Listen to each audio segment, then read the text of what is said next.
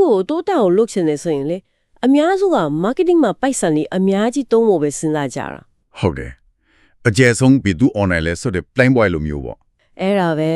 ဒါပေမဲ့တကယ်တိုးတက်မှုရဲ့တော့အချက်ကအကျယ်ဆုံး aura မဟုတ်ပဲလူတွေရဲ့နားလေးကိုမှန်ကန်တဲ့စကားလုံးတွေတိုးတိုးလေးကပ်ပြောလာဆိုရင်ရောစိတ်ဝင်စားကြကောင်းတဲ့အစပြုချက်ပဲဒီနေ့ကျမတို့ Robert Cialdini ရဲ့ကဘာကျော်စာအုပ် influence တဲကအချက်အလက်တွေကိုယူပြီးတော့ပေါ့နော် Colin ဆိုတဲ့ consulting လုပ်ငန်းတစ်ခုအတွက်တီးသန့်ရေးဆွဲထားတဲ့ strategic analysis တစ်ခုကိုအတူတူလေ့လာကြည့်ကြအောင်ဟုတ်ကဲ့ဒီစီယန်ကန်စာကပါပြောလဲဆိုတော့သူတို့ရဲ့အကြီးမားဆုံးတိုးတက်မှုအခွင့်အလမ်းက marketing budget ထဲမှာမဟုတ်ဘူးတဲ့ဘယ်မှာလဲဒါဆိုသူတို့ရဲ့လက်ရှိ customer တွေကြားထဲမှာပဲပုံလျိုးနေတယ်လို့ဆိုထားတယ်အဲ့ဒါကိုဘယ်လိုရှာမလဲကြည့်ရမှာပေါ့ဒါကအရန်ကောင်းတဲ့ရှုထောင့်တစ်ခုပဲဒီသုံးသက်ချက်ကလည်း1984ခုနှစ်ကစိတ်ပညာ theory တွေကိုယူပြီးတော့ဟုတ်တယ်ဒီနေ့က digital business တဲ့ဖို့ဘယ်လိုအစာပေါင်းများစွာတိုးတက်အောင်လုပ်မလဲဆိုတဲ့လက်တွေ့ကျတဲ့ design ပုံစံတစ်ခုကိုချပြထားတာပဲစာတွေ့ထက်သက်မဟုတ်ဘူးတကယ်လမ်းပြမြေပုံလို့ပေါ့နော်အဲ့ဒါပဲတကယ်ဝင်ငွေတူဟုလမ်းပြမြေပုံပဲဆိုတော့ဒီထဲမှာအဓိကကျတဲ့မနက်တိုင်းကြီး၃ခုကိုအလေးပေးထားတယ်ပထမတစ်ခုကလူမှုထက်တဲ့အထောက်ထား social proof ပေါ့ social proof ဒုတိယကကတိကဝတ်နဲ့တမတ်တဲ့ဖြစ်မှု commitment and consistency ပြီးတော့တတိယကရှားပါခြင်း scarcity ပဲကောင်းပြီပထမဆုံးအချက် social proof နဲ့စကြည့်အောင်သဘောတရားကတော့ရိုးရှင်းတယ်လို့ထင်ရတာပဲ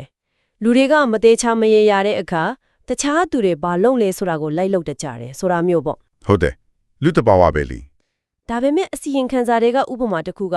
ဒီအချက်ဘလောက်တောင်အစွမ်းထက်လဲဆိုတာကိုပြတယ်ဟိုတယ်အခန်းထဲကတပတ်ပြန်တုံးတဲ့ကိစ္စတွေဟုတ်တယ်အဲ့ဒီလေးလာမှုဟိုတယ်ကပတ်ဝန်းကျင်ကိုထိမ့်သိမ့်ဖို့တပတ်ကိုပြန်သုံးပါလို့ရိုးရိုးလေးရေးထားတဲ့အခါဟာအဲ့ဒီ 35% ပဲလိုက်နာကြတယ် 35% ဟုတ်တယ်ဒါပေမဲ့အဲ့ဒီစာသားလေးကိုနည်းနည်းလေးပဲပြောင်းလိုက်တယ်ဒီအခါမှာအရင်တီးကိုတွားတဲ့အဲ့ဒီ 85% ကတပတ်ကိုအနည်းဆုံးတစ်ချိန်ပြန်သုံးပါတယ်လို့ရေးလိုက်တဲ့အခါမှာတော့ဘယ်လောက်တက်သွားလဲလိုက်နာတဲ့နှုန်းက 48% အထိခုန်တက်သွားတယ်ဝိုးဒါတော်တော်လေးကိုထူးခြားတဲ့အချက်ပဲဆိုလိုတာကကဘာကြီးကိုကဲတင်ပါဆိုတဲ့မြင့်မြတ်တဲ့တိုက်တွန်းချက်ထက်ဟုတ်တယ်မင်းတို့လူတွေဒါလုံးနေကြတယ်မင်းတယောက်ထက်ကြံခင်မလားဆိုတဲ့စိတ်ပိုင်းဆိုင်ရာဖိအားကပိုပြီးအလုပ်ဖြစ်တယ်ဆိုတဲ့သဘောပေါ့အဲ့ဒါပဲလူတဘာဝနဲ့ပတ်သက်ပြီးနည်းနည်းတော့ထိတ်လန့်စရာကောင်းတဲ့အမှန်တရားတစ်ခုလိုပဲအဲ့ဒါကိုပဲဒီစီရင်ခန်းစာကခေါ်လန်လုံးလန်အတွက်အခွင့်အလမ်းအဖြစ်မြင်သွားတာဘယ်လိုမျိုးလဲသူတို့မှာ alumni ရှေ့အောင်ကျရှိတယ်အရင်ကဒါကို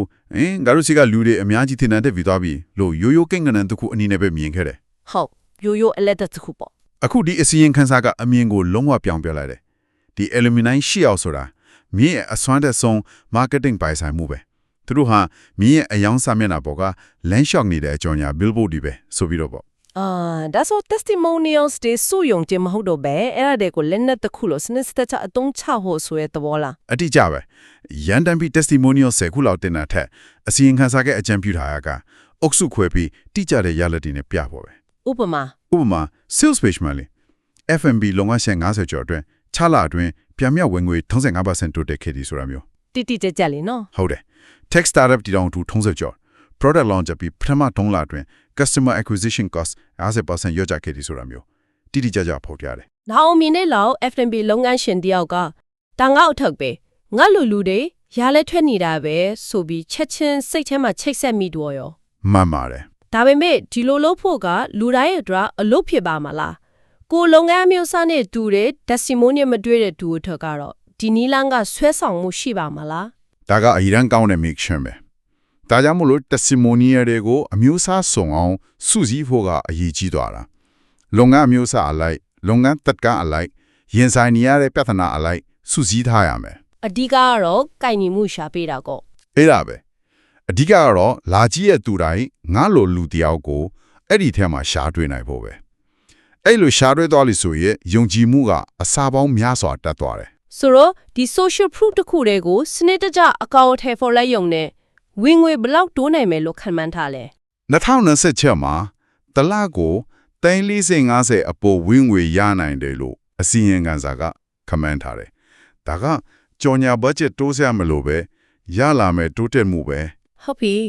ဆိုတော့ကိုယ့်ရဲ့အရင် customer တွေရဲ့အောင်မြင်မှုကိုအသုံးချတာကအင်မတန်စွမ်းထက်တယ် ဒါပေမဲ့အစီရင်ခံစာကနောက်တစ်ဆင့်တက်ပြီးပြောထားသေးတယ်လူတွေလောက်ခဲ့ပြီးသားအရာတွေထက်ပိုအစွမ်းထက်တာက တို့လုတ်ပါမယ်လို့ကတိပေးထားတဲ့အရာတွေပဲ ဟုတ်တယ်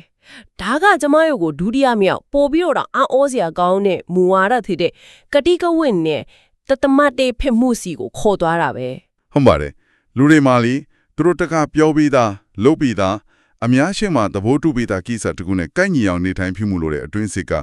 တွန်းအားတစ်ခုရှိတယ် အဲ့ဒါကိုသက်သေပြရတဲ့စံသက်မှုတစ်ခုရှိတယ်မလား ရှိတယ်အစီရင်ခံစာထဲမှာကမ်းခြေစံတမှု beach experiment ဆိုတာကိုကိုးကားထားတယ်သူတည်တယောက်ကကမ်းခြေမှာသူ့ရဲ့ရည်ရီယိုကိုလူတစ်ယောက်ဘေးမှာချပြီးရေသွားကူတယ်ပြီးတော့သူခိုးအယောင်ဆောင်တစ်ယောက်ကအဲ့ဒီရည်ရီယိုကိုလာယူတယ်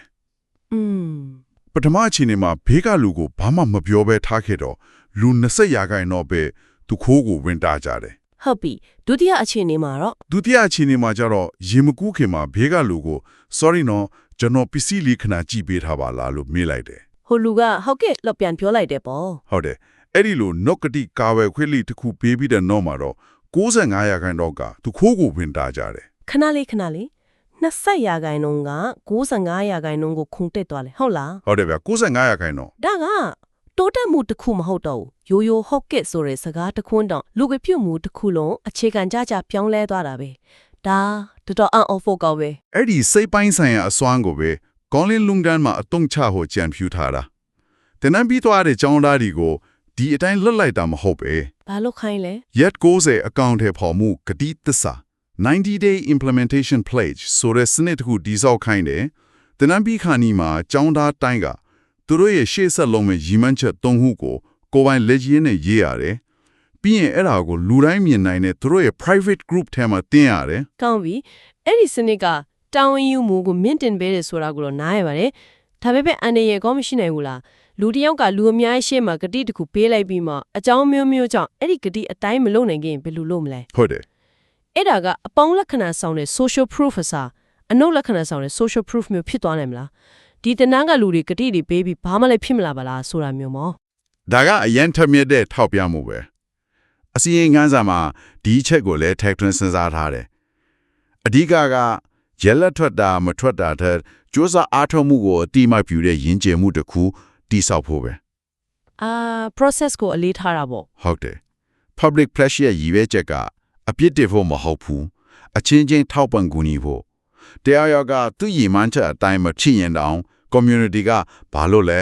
ဘာကူညီလို့လဲဆိုပြီးဝိုင်းကူညီကြတဲ့ပတ်ဝန်းကျင်တစ်ခုဖန်တီးပေးရမယ် ဒါဆိုရင်အရှုံးဆိုလားမရှိတော့ဘူးပေါ့ အဲ့ဒါပဲသူတို့အောင်မြင်အကောင်းဆုံး testimonial တွေထည့်လာတယ်သူတို့အခက်အခဲတွေ့ရင် community ကဘလို့အားကောင်းလဲဆိုလဲသက်သေထည့်လာတယ် ဒါဆိုရင်ဒီ commitment စနစ်ကဒုတိယမြောက်အကျိုးကျေးဇူးတစ်ခုကိုဖန်တီးပေးလိုက်တာပေါ့ကျောင်းသားတွေကိုရက်လက်ထွက်အောင်တွန်းအားပေးုံတင်မကပဲပထမမူဝါဒဖြစ်တဲ့ social proof အတွက်အရေးအသွေးအမြင့်ဆုံး concept တွေကိုအလိုလျောက်ထုတ်လုပ်ပေးတဲ့စိတ်ယုံတစ်ခုလိုဖြစ်သွားတာပဲ ဒီကပါရမီပဲဒါတွေကတီးခြားနီးလန်းတစ်ခုမဟုတ်တော့ဘူးအရှိန်ပြီး flywheel တစ်ခုလိုဖြစ်သွားပြီ ချိတ်ဆက်သွားပြီ ဟုတ်တယ်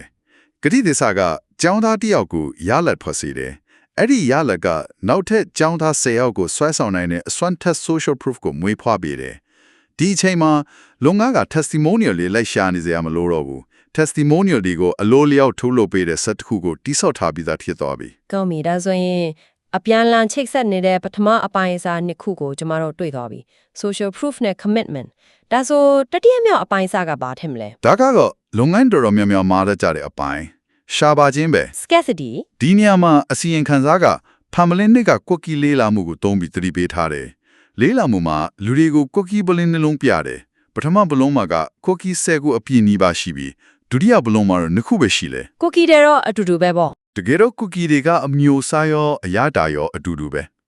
ရလက်ကိုကျမခန့်မှန်းကြည့်မယ်လူတွေကနှစ်ခုပဲရှိတဲ့ပိုလင်ထကကုတ်ကီကိုပိုးပြီးအရသာရှိတယ်ပိုးပြီးတန်ဖိုးကြီးတယ်လို့သတ်မှတ်ကြမှာသိကြတယ် ဟုတ်တယ်ဒါပါတီမှာကျန်တဲ့ပီဇာနောက်ဆုံးတစ်ချက် theory လိုပဲပေါ့ရုတ်တရက်အဲ့ဒီပီဇာကဘာပေါ်မှာအကောင်းဆုံးအစအစလို့ဖြစ်သွားရော ဟာဟာဟုတ်တယ်အဲ့ဒီသဘောတရားအတိုင်းပဲကျွန်တော်တို့ဦးနောက်ကရှားပါချင်းကိုတန်မိုးနဲ့တိုက်ရိုက်ချိတ်ဆက်ဖို့လေ့ကျင့်ခံထားရတယ် ဒါပေမဲ့ ဒီနေရာမှာအစီရင်ခံစာကအရန်အရေးကြီးတဲ့ခွဲခြားမှုတစ်ခုလို့ပြထားတယ်ရှားပါမှုအတု face casting နဲ့ရှားပါမှုအစစ် real casting ဆိုပြီးလို့ပေါ့ အဲ့ဒါလေးရှင်းပြပါအောင် ဒီနေ့တည့်ရက်တဲ့နောက်ဆုံးနေရာ9ခုပဲကျန်တော့တယ်ဆိုပြီးအမြဲတော့အော်နေတဲ့လုပ်ငန်းတွေကရှားပါမှုအတုကိုသုံးနေတာဒါကရေတိုမှာအလုပ်ဖြစ်ချင်းဖြစ်မယ်ရေရှည်မှာတော့ယုံကြည်မှုကိုပျက်စီးစေတယ်ဒါဆိုရှားပါမှုအစ်စ်ဆိုတာကဘယ်လိုမျိုးလဲကော်လင်လုပ်ငန်းမှာဒါကိုဘယ်လိုအသုံးချဖို့အကြံပြုထားလဲ ရှားပါမှုအစစ်ဆိုတာ marketing ကြောင့်ဖြစ်တာမဟုတ်ပဲလုပ်ငန်းရဲ့အရေးအသွေးထိန်းချုပ်မှု quality control ကြောင့်တကယ်ဖြစ်ပေါ်လာတဲ့ရှားပါမှုပဲ Colin ရဲ့အစစ်မြင့်တင်တန်း director pass မှာတနစ်ကိုနေရာ40ပဲလက်ခံတယ်ဆိုတာက တကယ်ကို40ပဲလက်ခံတာ ဟုတ်တယ်သူတို့ကကျောင်းသားတယောက်ချင်းစီကိုအချင်းအပြည့်အဝပေးနိုင်မှုတကယ်ကန့်သက်ထားတာဒါဟာရှားပါမှုအစစ်ပဲအစီရင်ခံစာကဒီအချက်ကိုနောက်တစ်ဆင့်တက်ပြီးဖိတ်ကြားမှသာတယောက်ခွင့်ရှိခြင်း invitation only access စနစ်ကိုအကြံပြုထားတယ် ပိတ်ဆန်ရှိတိုင်းတက်လို့မရတော့ဘူးပေါ့ အဲ့လိုဖြစ်သွားပြီသူတို့ရဲ့ premium အစစ်မြင့်ဆုံးတင်တန်းတွေကိုဘယ်သူမှငွေပေးပြီးတက်လို့မရတော့ဘူးရင်တင်တန်းတွေကနေရလတ်အကောင်းလုံးထွက်တဲ့အလူမိုင်တွေကိုပဲရွေးပြီးဖိတ်ကြားမယ် ဒါဆိုရင်ဒီစနစ်ကရောင်းဝမြင့်တင်ရဲ့နီလန်တစ်ခုမဟုတ်တော့ဘူးပေါ့ brand တစ်ခုလုံးရဲ့ပုံရိပ်ကိုပြောင်းလဲပစ်လိုက်တာပဲ မှန်ပါတယ် စကားစမြည်ပြောဆိုမှုတစ်ခုလုံးကိုဒီတင်တန်းကဘယ်လောက်ကြလဲဆိုတာကနေငါကဒီတင်တန်းတက်ဖို့အရေးချင်းမိပါမလားဆိုတဲ့မိဟွန်းစီကိုရွှေ့ပြောင်းလိုက်တာပဲ အဲ့ဒါပဲအဲ့ဒီမှာဈေးကြီးတဲ့ဆိုတဲ့အမြင်ကနေတီးတန့်ဖက်တဲ့ဆိုတဲ့အမြင်ကိုကူးပြောင်းသွားတာဒါကတန်ဖိုးကိုအစားပေါင်းများစွာမြင့်တင်ပေးလိုက်ပြီး brand ကိုယ်တိုင်ကရှားပါပြီးတန်ဖိုးရှိတဲ့အရာတစ်ခုဖြစ်လာတယ် အခုဆိုရင်ကျမတို့မူဝါဒ၃ခုလုံးကိုဆွေးနွေးပြီးသွားပြီ social proof commitment scarcity ၃ခုစလုံးကအစွမ်းထက်တယ်ဆိုပေမဲ့ဒီအစီရင်ခံစာရဲ့တကယ့်အနှစ်သာရကဒီ၃ခုကိုဘယ်လိုပေါင်းစပ်ထားလဲဆိုတာမှရှိမယ်လို့ထင်တယ် ဟုတ်ပါတယ်ဒီမူဝါဒတွေရဲ့တကယ်အစွမ်းကတစ်ခုချင်းစီတီးခြားတုံးတာထက်အားလုံးကိုစိတ်ပိုင်းဆိုင်ရာစစ်နစ်များ psychological systems အဖြစ်တိဆောက်ပြီးပေါင်းဆက်အတုံးချရမှာရှိနေတာပဲ ဒါတွေက software တွေ automation တွေမဟုတ်ဘူးပေါ့ marketing automation တွေမဟုတ်ဘူးလူတွေရဲ့ဆုံးဖြတ်ချက်ချတဲ့ပုံစံပေါ်မှာအခြေခံပြီးတိဆောက်ထားတဲ့လူသားဆန်တဲ့စနစ်တွေဖြစ်တယ် ကျမကိုတကယ်သဘောကျသွားစေတဲ့ချက်ကဒီစနစ်တွေက founder ရဲ့ ongoing အချိန်ကိုအများကြီးမယူဘူးဆိုတာပဲဒါကလုပ်ငန်းရှင်တိုင်းရဲ့အိမ်မက်ပဲလေ ဟုတ်တယ်လေ အစီရင်ခံစားထဲမှာဥပမာပေးထားတာက founder က social proof စုဆောင်းတဲ့ template ဒီ commitment pledge ပုံစံခွက်ဒီ invitation only စနစ်ရဲ့စီးမြုံတွေကို design ဆွဲဖို့အချိန်14နာရီလောက်ပဲတစ်ခါရင်းနှီးမြုံနိုင်ရမယ် တခါပဲ ဟုတ်တယ်ပြီးတာနဲ့ team ကအဲ့ဒီစနစ်တွေကိုတနာတုတ်တိုင်းမှာထပ်ခါအကောင့်ထဲပေါ်တွားရုံပဲ မှန်ပါတယ် founder ကစက်ကြီးကိုတခါပဲတိဆောက်ပေးလိုက်တာနောက်ပိုင်းမှာလုပ်ငန်းလည်းပတ်မှုကအဲ့ဒီစနစ်အတိုင်းတူပါတာတူလဲပဲနေတော့တယ် founder ကအချိန်ပိုသုံးစရာမလိုပဲလုပ်ငန်းကကြီးပွားလာတယ် ဝင်ခွေတိုးတက်မှုကတော့ အစီရင်ခံစာရဲ့ comment ချက်ရဆိုရင်လက်ရှိတလကို$900ဝင်ငွေရှိတဲ့လုပ်ငန်းကဒီစနစ်တွေကိုအကောင့်အထည်ဖော်ပြီးတဲ့2026နှစ်ကုန်မှာတလကို$1193ကျော်အထိတိုးတက်လာနိုင်တယ်လို့ဆိုထားတယ် နှက်ဆက်ကြော်လဲနော် ဟုတ်တယ်ဒါဟာအချိန်ပိုမသုံးရပဲဝင်ငွေကို20ကျော်တိုးစေနေတဲ့နီလမ်းပဲ ကဲဒါဆိုရင်ဒီနေ့ကျမတို့ဆွေးနွေးခဲ့တာတွေကိုပြန်ပြီးခြုံငုံကြည့်အောင်ပထမဆုံး social proof ကငေါ့လူရဲ့လုံနေတာမို့လို့ဒါကမှန်ကန်တဲ့ဆုံးဖြတ်ချက်ပဲဆိုတော့ယုံကြည်မှုကိုတိဆောက်ပေးတယ် ဟုတ်တယ် commitment and consistency ကလူတွေကိုသူတို့ပေးထားတဲ့ကတိအတိုင်းအကောင့်ထဲဖော်တွန်းအားပေးပြီးတကယ်ရလဒ်တွေထွက်စေတယ်အဲ့ဒီရလဒ်တွေက social proof အတွက်ကုန်ကျန်းတွေပြန်ချစ်လာတယ် flywheel ရဲ့ပထမအရှင်းပေါ့ ဟုတ်တယ်နောက်ဆုံး scarcity ကတော့ထုတ်ကွန်တစ်ခုလုံးကို exclusive ဖြစ်အောင်လုပ်ပြီးတန်ဖိုးကိုမြင့်တင်ပေးတယ်ဒီတုံးခုကတစ်ခုနဲ့တစ်ခုအပြန်အလှန်အားဖြည့်ပေးတဲ့အရှိန်ပြီးတစ်ခုကိုဖန်တီးပြီး founder ကိုယ်တိုင်အချိန်ကုန်ခံစရာမလိုပဲလုပ်ငန်းကိုအရှိန်အဟုန်နဲ့တိုးတက်စေတာပေါ့ အားလုံးကိုခြုံပြီးပါတယ်ဒီနေ့ကျွန်တော်တို့ရဲ့ဆွေးနွေးမှုအများစုကဒီစိတ်ပညာမှုတွေကိုလုပ်ငန်းမှာဘယ်လိုအသုံးချမလဲဆိုတာကိုအဓိကထားခဲ့တယ်ဒါပေမဲ့နားထောင်သူတွေရဲ့အတွက်စဉ်းစားစရာအတွေးတစ်ခုနဲ့အဆုံးသတ်ခြင်းပါတယ် ဟုတ်ကဲ့ ဒီမူတွေကိုကိုယ့်ရဲ့ကိုယ်ပိုင်ဘဝတိုးတက်မှုအတော်ရောအသုံးချလို့မရနိုင်ဘူးလားဥပမာကျွန်တော်တို့ဆွေးနွေးခဲ့တဲ့ ရက်90ဂရိတ္တစာဆိုတာတင်နာလာတဲ့အတွက်ပဲမဟုတ်ပါဘူး တွေးဘဝဓမ္မမို့အလုပ်မှာကိုတကက်ဖြစ်ချင်းတဲ့ remand ချက်တစ်ခုအတွက်လူသိရှင်ကြားချမှတ်လိုက်မယ်ဘလို့ကတိကဝန်လေတစ်ခုက